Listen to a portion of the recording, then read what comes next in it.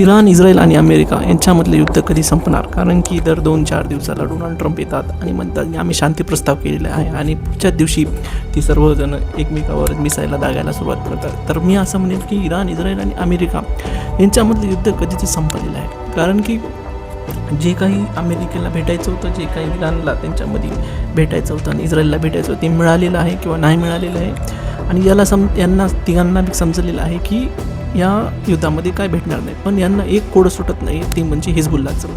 तर हिजबुल्ला ही संघटना एक शिया संघटना आहे आणि या शिया संघटनेचा निर्माता हा इराण आहे. आणि ही हिजबुल्ला संघटना ही लेबनॉनमध्ये काम करते. ही लेबनॉन देशामधली आहे. ती त्या देशामध्ये एक पॉलिटिकल ऑर्गनायझेशन आणि टेररिस्ट ऑर्गनायझेशन हे दोन्ही काम करते. तर या युद्धामध्ये झालेलं असं आहे की इराणने हिजबुल्लाला फ्री हँड देऊन टाकलेलं आहे आणि इस्रायलवर त्यांना युद्ध करायला सुरुवात केलेली.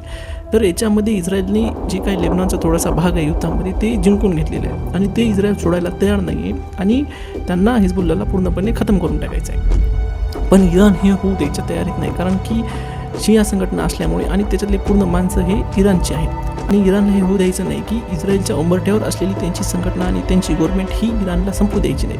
तर याच्यामुळे पूर्ण असा फास निर्माण झालेला आहे की हिजबुल्लाला ना संपवता येणार आहे, ना पूर्णपणे बाहेर काढता येणार.